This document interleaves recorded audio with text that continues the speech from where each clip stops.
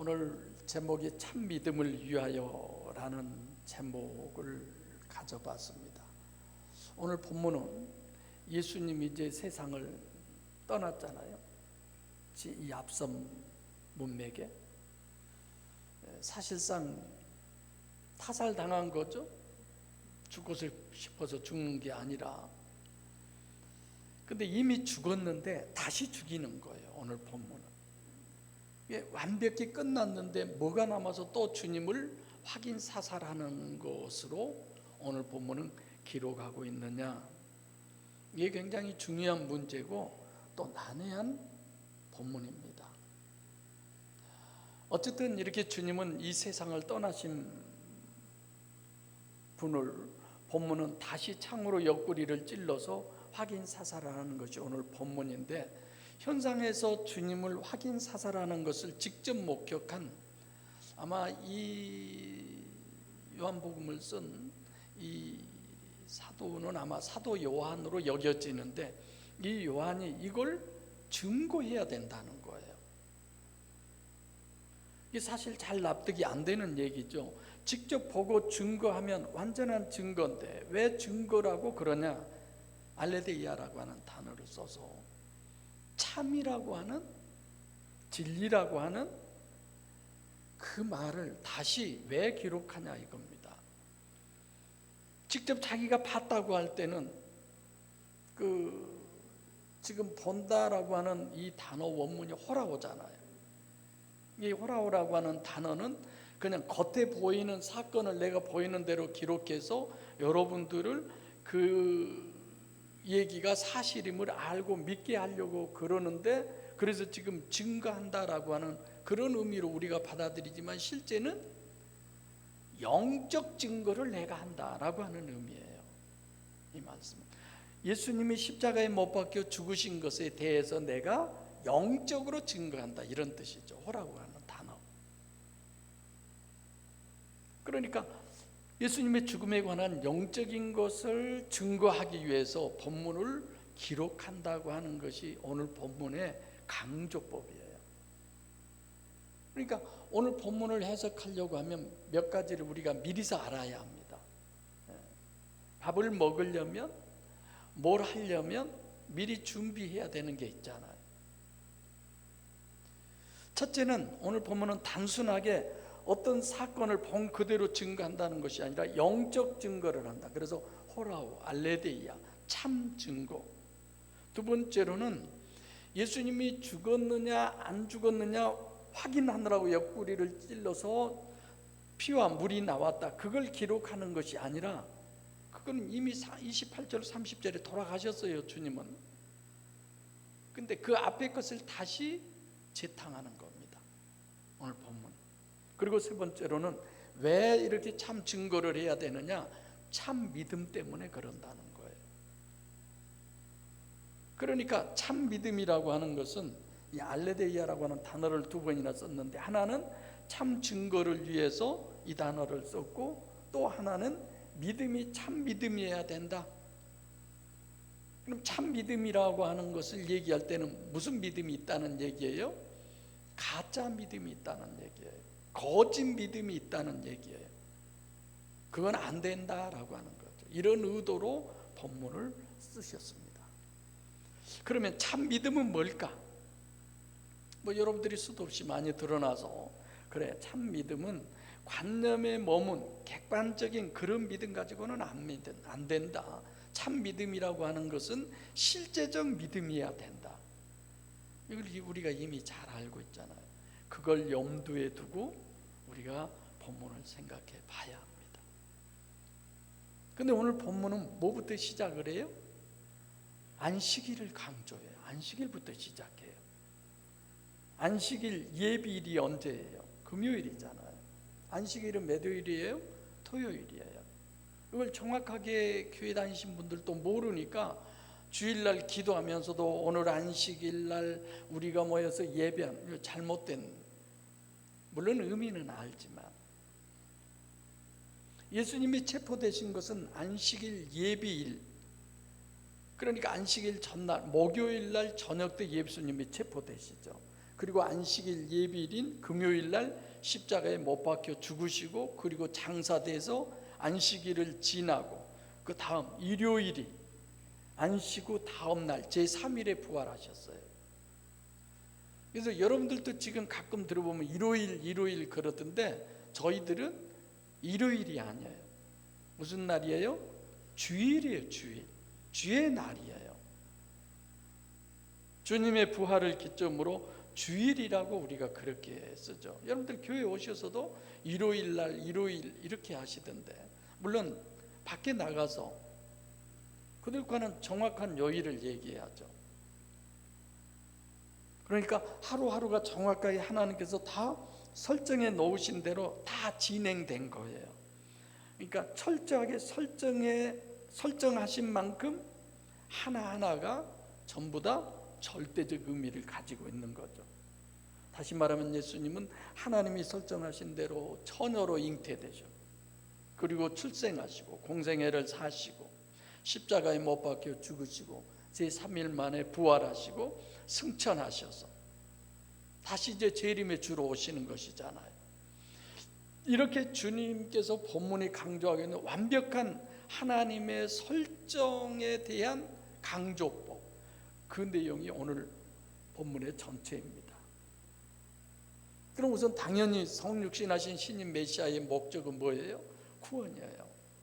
구원도 무슨 구원이에요? 오늘 본문으로 보면 안식일 구원이에요. 안식일 구원이라고 하는 것은 하나님이 직접 이 땅에 강림하셔서 직접 천지 만물을 다 창조하시고 다 끝내신 후에 천국에 돌아가셔서 안식하신다, 그런 의미죠. 그게 제7일 창조의 설교도의 내용이죠. 창세기를 끝내신 분들은 다 이해하시잖아요. 그래서 창세기 1장 1절부터 2장 3절까지 제7일 창조의 설계도, 그 목적이 뭐예요? 안식일 구원이에요. 그리고 창세기 2장 1절부터 3절에 계시하신 안식일을 계시하신 후에 성경 전체는 결국은 안식일 구원론으로 정립되어 있어요. 그럼 우리가 이것도 잠깐 짚어본다면, 안식일 다음에는 무슨 년이에요? 안식년. 안식일 구원은 안식년을 의미하고, 사실 안식일은, 주일은 천국을 의미하는 날이에요. 그럼 안식년이 되면 종이 자유자가 되는 그런 유대인들의 절기죠. 그 다음에 50년, 49년 지난 다음에 50년째는 무슨 년이에요? 희년이라고 그래요. 희년의 구원. 안식년은 몸만 구원을 받는 것인데, 희년은 몸과 물질 모든 게 구원을 받는 완전 구원의 의미죠. 그게 희년 구원의 의미예요. 그럼 성육신하신 신인 메시아의 사역은 뭐냐? 누가복음 4장 18절에 희년이 구원이다라는 걸 설명을 하죠. 희년 구원이 결국은 목적이 아니에요. 최종적인 목적은 오늘 십자가에 못 박혀 돌아가시고 죽으신 주님은 그 다음에 부활하셔. 그게 뭐예요? 오순절 구원으로 연결이 되는 거죠. 이게 간단하게 본문에서 안식일을 강조하는 것이 이처럼, 하나님이 설정하신 안식일 구원은 오순절 구원이요, 오순절 구원은 천국 구원이요, 천국 구원이라는 건 뭐냐? 영혼 구원을 얘기하는 겁니다. 그래서 여러분들과 저의 목적은, 하나님의 목적이 영혼 구원인 것처럼 영혼 구원이 목적이고, 이 교회의 모든 부분의 목적은 영혼 구원에 있어야 돼요. 근데 우리가 문제가 되는 것은 영혼 구원 때문에 문제가 아니라, 너무 엉뚱한, 영혼 구원과 전혀 상관없는, 어쩌면 영혼 구원을 받는 데 있어서 방해가 되는 일들이 우리의 문제가 되는 거예요. 오늘날 교회의 문제가 되는 거예요. 너무 안타깝죠. 서울의 엄청난 대형 교회가 본당과 1층이 나뉘어서 예배를 드리고 있어요. 싸우고, 이 본당으로 올라가는 데다가 뭡니까? 아예 철문을 달아놓고 열쇠 열어줘야 들어가고, 이런 엄청난 일들이 있어요. 또 어떤 교회는 목사님이 교회 4층 사택이 있는데 목사님은 안 나고 4층 사택에서 살고 계시고 다른 목사님이 들어오셔서 또 교회에서 목회하고 계시고, 상상할 수 없는 일들. 과연 그런 모든 것들이 영혼 구원과 관련이 돼 있느냐? 전혀 아니죠. 그래서 7일 창조의 설계인 안식일 구원은 뭘 우리에게 얘기하느냐면 6일 창조가 완성이 돼야 7일 창조의 안식일 구원이 주어지는 겁니다. 느닷없이 제7일 날 하나님이 안식하는 게 아니라 천지와 만물이 다 이루니라. 그리고 제7일 하나님이 안식을 하신 거예요. 그것을 신인 메시아 구원론으로 해석하면 주님이 6일 창조로 설계를 완성하신 거예요. 이게 앞달라, 다 이루었다라고 하는 말이죠. 성경이 완전히 이루어졌다, 이런 내용이죠. 근데 그것만이 아니에요. 안식일 구원, 안식 구원을 받으려면 어떻게 해야 돼요? 육신에 있는 동안에 구원이 완성이 돼야 돼요. 마태복음 5장 25절이죠. 어디에서 사와하라? 길에서 사와하라. 네가 살았을 때, 네 영혼이 육체 안에 있을 때에 구원을 이루라는 얘기예요. 언제 어쩔지 모르잖아요. 절대 육신으로 있는 동안에 구원이 완성되지 않으면 절대로 제7일 안식일 구원이 불가능하다. 그것이 7일 창조 설계도의 6일 창조요, 그것을 지금 예수님께서 앞달나게 다 이루었다, 끝맺었다. 그게 실제 내용이에요. 그런데 천주교 같은 데는 연옥 구원이니 뭐 이런 얘기를 하는데 성경하고는 전혀 상관없는 얘기죠. 그래서 본문은 첫째는 주님이 죽으신 것, 그걸 증거하는데 참 증거를 해야 된다. 그 증거는 뻔한 건데 왜 꼭 참 증거를 해야 되느냐 이거예요. 이게 참 증거의 방법으로 제일 먼저 하나님이 죽지 않는 두 사람 다리를 꺾어가지고 죽이는 것으로부터 주님의 완전한 사망을 증거하는 거예요.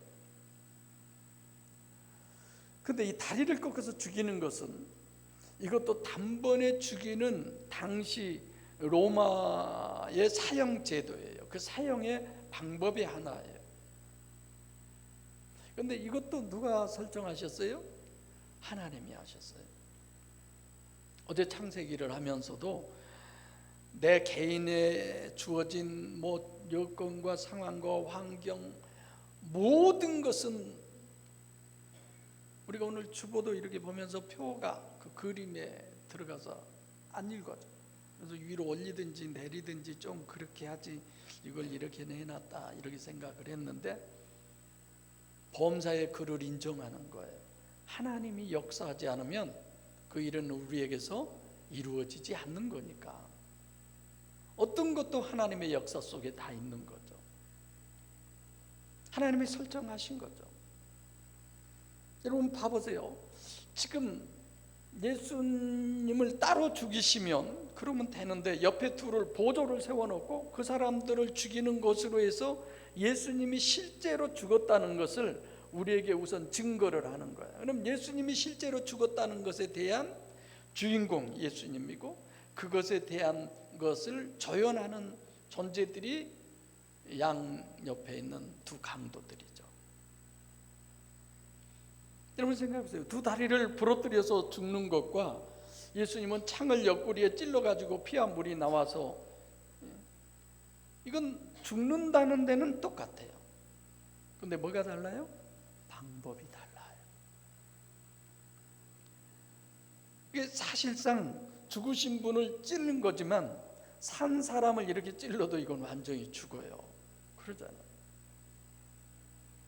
두 사람이 다리가 부러뜨려서 완전히 죽는 것처럼 주님도 옆구리를 찔러서 피와 물이 나오면 그건 완전히 죽는 거다. 그걸 우리에게 보여주시는 거죠. 확실하게 죽었다. 그래서 첫째는 완전히 죽었다는 것을 증거하는 데 목적이 있고, 두 번째로는 예수님이 죽었다고 하는 증거는 뭐가 있었어요? 먼저 말씀이 있었고 그리고 그 말씀대로 로고스대로 이루어진 거예요. 미리 말씀하신 것의 실제를 결과로 지금 죽은 것을 확인하는 게 완전히 죽었다 이런 거죠. 그런데 왜 이렇게 주님의 죽음 증거의 참 증거가 절대로 중요하냐?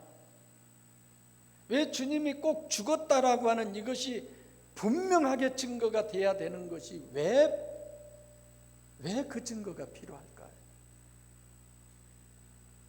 부활 때문에. 죽지 않고 살아나면, 여러분 예수님이 죽었다가 살아난 것을 믿지 않잖아요. 기절설이라고 하는 그런 주장이 있어요. 무슨 죽긴 죽어, 기절했다가 도로 살아난 거지. 또 어떤 주장은 제자들이 예수님의 시체를 훔쳐다가 살았다라고 거짓말한 거다. 이건 절도설. 이것도 그럴 수 있잖아요. 예수님의 시체가 없었잖아요. 빈 무덤이었잖아요.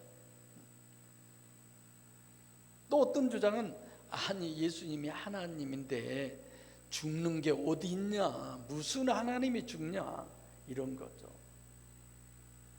확실히 죽은 것에 대한 것을 설명하고 제가 왜 이걸 정말 증거를 해야 되느냐, 부활 때문에 그렇다라는 거죠. 그러면 뼈에 대한 것도 잠깐 생각해 보게요. 자, 다리를 부러뜨려서 죽이는 뼈의 문제입니다. 우리가 생각할 것은 예수님은 절대로 뼈를 꺾으면 안 된다는 거예요.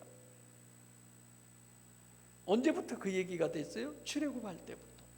하나님께서 이스라엘을 구원하기 위해서 너희들이 양을 잡아 죽여서 피를 임방과 설주에 바르고 그래 놓으면 죽음의 사자가 임방과 설주에 발라져 있는 피를 보고 건너뛰었다, 패스오버했다는 거죠. 유월하겠다. 이게 절대적인 문제는 임방과 설주에 피를 바르느냐 안 바르느냐가 절대적인 문제인데, 출애굽기 12장 46절에 보면 뼈를 꺾으면 안 된다는 거예요. 무슨 의미예요? 그 당시에는 아무 상관도 없는데 문설주와 임방의 피만 바르면 되잖아요, 양의 피를. 근데 왜 뼈를 꺾으면 안 되느냐 이거죠. 예수님께서도 6월절에 잔치를 성찬식으로 주님이 바꾸어 놓으시면서 떡은 주님의 몸이고 잔은 그 피다, 그렇게 해서 성찬식을 하셨는데 뼈를 꺾느냐 아니냐는 전혀 상관도 없는 얘기잖아요. 6월절이나 예수님이 하신 성찬식이나. 물론 우리도 6월 둘째 주일날 성찬식 하죠. 민수기 12장에 또 시편에 최종적으로 뼈를 꺾으면 안 된다라고 기록이 되어 있습니다. 왜 뼈를 꺾지 않아야 될까? 두 사람이 확실히 죽었을 때는 뼈를 꺾어서 죽였는데, 자, 이런 거예요. 주님은 이미 자기가 자기 육신을 죽여놓고 그 앞달락에 의하면 그 안에, 그 속에 하나님이 계시다가 이제 나오신 거예요. 그것이 뼈를 꺾지 않는 것과 무슨 상관이냐? 뼈에 대한 얘기는 처음에 창세기 2장 21절, 하나님께서 아담을 깊이 잠들게 하시고 그 갈비뼈 하나를 뽑아서 하와, 여자를 창조하셨죠. 왜 하필 갈비뼈냐 이거예요. 실제적인 얘기는 아니지만 손오공은 자기 머리털을 뽑아서 어마어마한 손오공을, 똑같은 손오공을 만들잖아요. 머리털 하나로도 할 수 있잖아요. 그래서 오후 강의 시간에는 성경이 말하는 사람에 대해서 얘기 좀 하려고 그러는데, 성경이 계시하는 인간의 구조는 어떠느냐? 요한복음 7장 38절로 39절에 생수의 강이 어디에서 나온다? 그 배에서. 육체의 가장 바깥이 어디예요? 머리까지가 육이에요. 머리에서 한 자 더 깊이 들어온 데가 가슴까지, 혼이에요. 가슴에서 한 자 더 깊이 들어간 데가 어디예요? 배, 영이다 이거죠. 그럼 뼈 신학으로 정립한다면 우리 몸속에 가장 깊이 있는 데가 어디예요? 깊이 있는 게 뭐예요? 뼈라는 거예요. 뼈.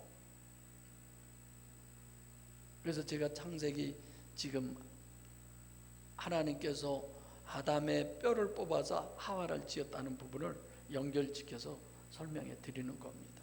2장 21절에 아담의 갈비뼈를 뽑아서 하와를 지으셨다. 그 뼈는 뭐예요?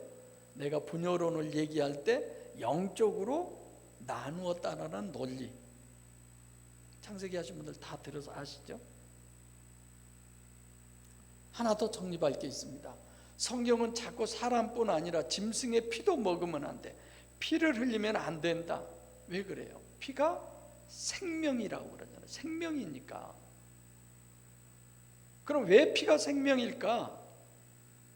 뼈는 영이면 피는 혼이에요. 혼의 가시적 실제를 얘기하는 거예요. 피가 실질적으로 우리의 혼이다 이렇게 들으시면 안 돼요. 가시적으로 그렇게 표현하는 거지. 육체의 생명은 육에 있는 게 아니고 혼이요 영에 있는 거예요. 뼈는 영이 되는 거죠. 그래서 하나님께서는 전능하신데 두 사람도 그냥 죽게 할 수 있는데 왜 뼈를 꺾어서 죽이느냐? 뼈를 꺾기 전에는 안 죽는 거예요. 뼈를 꺾었더니 죽더라 이런 얘기죠. 그 말이 영이 죽으면 몽땅 죽는다는 얘기예요. 영이 죽으면 완전히 죽는다는 얘기예요. 내가 몽땅이라는 표현을 썼는데 영이 죽으면 육도, 혼도, 영도 다 죽은 거예요.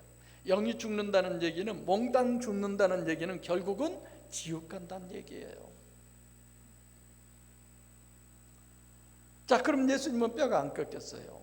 예수님은 육은 죽었지만 영은 안 죽은 상태, 이걸 계시하고 싶은 거예요. 그래서 죽음을 참 알레데이아, 증거해야 된다는 거예요. 뭘 증거하느냐를 얘기하는 겁니다. 지금 30절에 예수께 이르러는 이미 죽은 것을 보죠. 호칭이 예수죠. 33절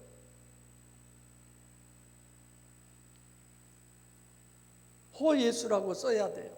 삼위일체나 뭐 아우투스나 뭐 이런 것을 써야 돼요. 여긴 예수를 쓴 거예요. 이중체인 신인 메시아, 거기에 찌른 것은 어디를 찔렀어요? 육체를 찌른 거예요. 겉사람 예수를 찌른 거예요. 옆구리를 찌른, 즉 속사람 호예수 뼈는 고스란히 그대로 있는 거죠. 그래서 부활하신 예수님이 제자들 앞에 오셨을 때 어디를 보여줘요? 예수님이 옆구리를 보여줘요. 옆구리 뭘 보여줘요? 창자국을 보여주세요.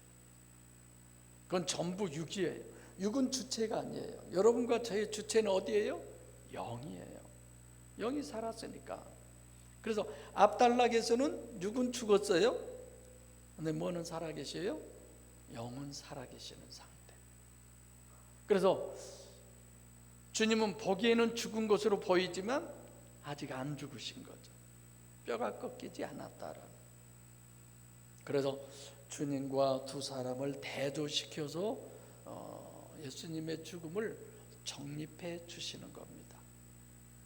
주님은 피와 물이 나오는데 그 다음에 부활은 네크로스, 시체가 된 후에 앞 30절 얘기처럼 영이신 주님이 육체 안에서 영이 나온 거죠. 제가 그걸 탈출했다고 그렇게 표현하잖아요.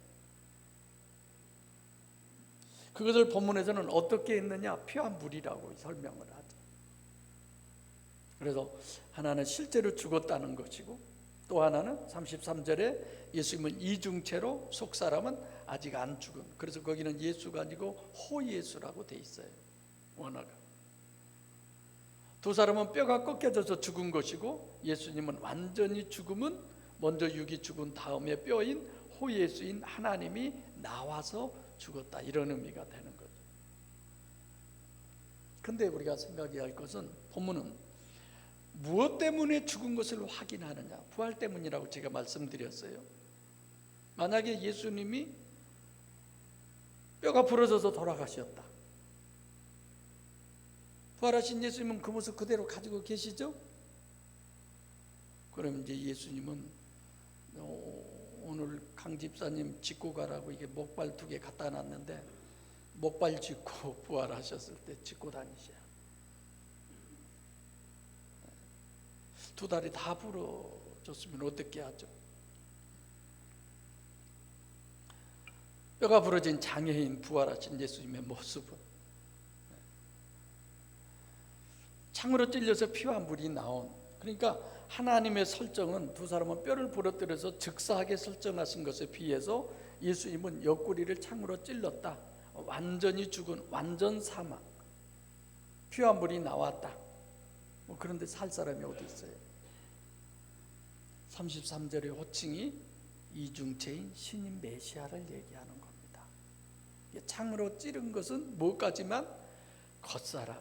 육체. 뼈는 멀쩡하다는 거죠. 안에 호예수는 전혀 상처를 입지 않으신 거죠. 그걸 뭘 지금 얘기하는 거예요? 지금 내가 설명하는 것이 아니라 이중체를 얘기하는 거예요. 저와 여러분들도 마찬가지예요. 30절에 예수께서 다 이루어졌다. 사실 성경이 다 이루어졌다. 그리고 고개를 숙이시고 영이 나가다. 에크푸니마라고 하는 단어를 쓰죠.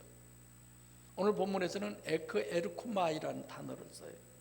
먼저 육신이 있고 그 후에 육신 속에 살아계신 하나님 호 예수가 일탈했다. 탈출했다. 그것을 30절에는 보이도록 가시적으로 우리에게 설명해 준 거죠. 여러분과 저는 부활이 바로 예수님은 이중체요 안에 계시던 호 예수가 영이신 하나님이 탈출하셨기 때문에 전혀 다른 모습으로 현현하시고, 이런 것을 우리는 다 정립하셨으니까 목사님이 당연한 얘기 하시네 이러겠죠. 근데 단일체로 보신다면 이렇게 해석할 수가 없죠. 근데 여러분, 우리가 생각하면 본문의 알레데이아 참 진리 꼭 증거해야 되는 것은 부활 때문에 그래요. 그런데 부활이 목적이 아니잖아요. 예수님의 부활이 목적이 아니잖아요. 그러니까 부활의 영적 신학을 정립하고, 또 하나는 참 믿음 때문에 우리에게 이 말씀을 하신다는 거예요. 앞달나게 죽었는데 왜 오늘 재탕을 또 하셔요? 성경에 쓸 글들이 얼마나 많이 있는데. 참 믿음 때문에. 참 믿음이 아닌 믿음은 소용이 없어요. 죽으면서까지, 지금 마지막까지 참 믿음, 실제 믿음을 주님은 저와 여러분들에게 다시 재정립을 시키는 것입니다. 실제 믿음이 아닌 것에 도취해 있으면서 나는 이 믿음 갖고 천국 가겠다고 하면서 실제는 지옥 가면서도, 복음을 우리가 알면 이런 부분들이 너무 괴로워요. 지금 본인은 천국 간다고 하지만 우리가 하나님의 말씀에 비춰보면 지옥을 가고 있는 거예요. 어떤 말부터 저 사람에게 해야 할지, 무엇을 저 사람에게 전해야 할지 말이 안 나오잖아요. 괴롭죠. 그럴 때는. 저도 마찬가지예요. 교회만 부흥되면 얼마나 좋겠어요. 전도 열심히 하세요. 헌금하세요. 하나님이 심은 대로 거두십니다. 봉사하십시오. 헌신하. 얼마나 좋아요. 그러나 그걸 늘 하지 않는 건 실제적 믿음을 위해서 주님의 죽음의 증거를, 참 증거를 이렇게 세 가지로 우리에게 확실하게 정립해 주고 있어요. 완전히 죽었다. 겉사람만 죽은 거다. 영은 죽지 않은 호 예수는 안 죽었다. 세 번째로는 거기에서 나오신 분이 누구다? 호 예수다. 하나님이다. 부활하신 분이. 이러한 것의 목적이 뭐냐 이거예요. 그래서 제가 오늘은 참 믿음을 위하여라고 그랬습니다. 지난주에 하나님을 위하여라고 했죠. 우리가 건배할 때 뭐 건강을 위하여, 교회 부흥을 위하여, 뭘 위하여 이렇게 하잖아요. 음료수 들고. 건배는 꼭 술만 들고 하는 건 아니잖아요. 한자로 그게 술이 포함되나? 하나님을 위하여, 위하여, 위하여 이러잖아요. 그래서 본문은 예수님의 죽음에 대한 알레데이아 참 진리는 뭐냐? 영적이다. 두 번째로는 믿음에 대한 영적 믿음이기 때문에 그렇습니다.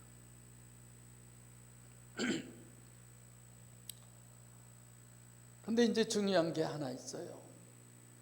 저도 고민하고 여러분들도 고민해야 할 부분. 여러분과 제가 믿는 믿음이 어떤 믿음이냐? 우리는 나 개인적으로 자신을 돌아봅시다.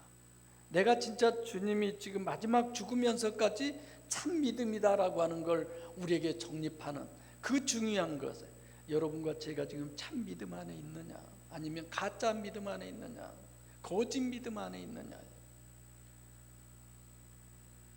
여러분들도 최소한도 세미나를 들어보니까 성경적으로 틀림없이 맞다 이거예요. 그걸 동의하잖아요. 그래서 여기 앉아 계시잖아요. 그런데 그 믿음이 어느 수준이냐? 임마누엘 수준이 되셨습니까? 아직도 엘로힘 수준이면서 객관적 믿음의 수준이면서 하는 모든 것들이 인본이고 사람 유주고 자기 기분에 따라서, 그래 맞아요. 내가 성경관이 바뀌고 인정하고 받아들이고 그것을 믿는 수준, 그것이 임마누엘은 아니에요. 엘로힘 아니면 여호와적 믿음에 불과하죠. 객관적 믿음은 구원론의 믿음이 아닙니다. 실제적 믿음이 아니에요. 객관적 믿음의 선을 넘지 못하고 있는 자신들을 우리는 늘 보아야 합니다. 그러면 그게 전부임. 왜 예수님께서 제자들을 스칸달리조를 시키겠어요? 왜 제자들에게 죽으라고 그러겠어요? 아무든지 나를 따라오려거든 자기를 부인해야만 된다고 하는 그 말씀을 주님이 왜 하시겠어요?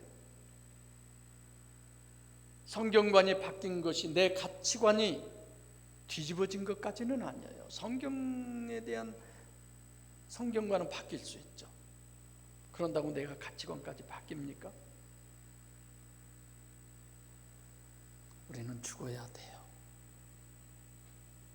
실제 육체에서 영이 빠져나가는 것이 아니라 자기 부인, 주님 앞에서 나 자신을 내려놔야 돼요. 그래서 하나님은 그걸 늘 훈련시키는 거예요. 너 아직도 살아있잖아. 너 아직도 부인되지 않았잖아. 나는 마음이 온유하고 겸손하니. 예수님이 어지간해서는 자기 속내를 밝히지 않는데 우리들을 향해서 예수님이 자기 속내를 밝혀요. 자기 마음을 우리에게 밝혀요. 나는 마음이 온유하고 겸손하니. 주님이 여러분과 제 심령 안에 계신다면 우리는 당연히 온유해야 됩니다.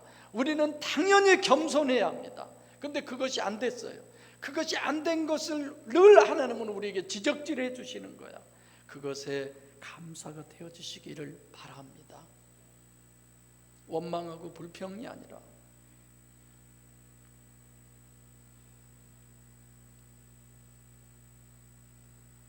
육체적 우선이요 가시적 결과가 절대인 사람이 어떻게 보이지 않는 영이 절대가 되겠어요?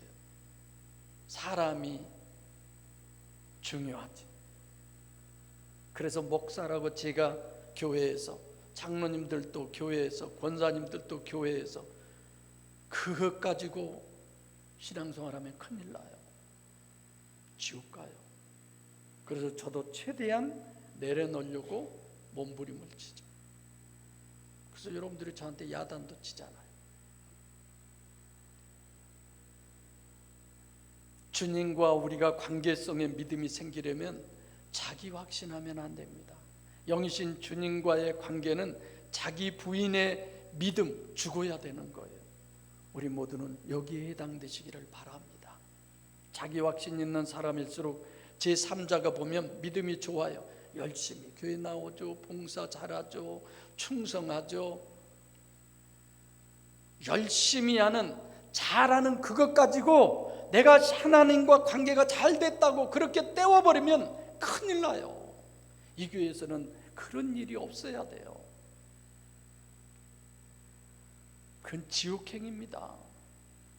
영이신 주님과 오신절 9월은 무감지 무의식 무지인 주님과 내가 인격적인 결혼을 해야 되는 거예요. 이건 말장난이 아니에요. 진짜 결혼이 이루어져야 돼요. 그래서 오늘 또 성령이여 나에게 임하시옵소서 이 찬양을 하고 싶어요. 마음으로는 했어요.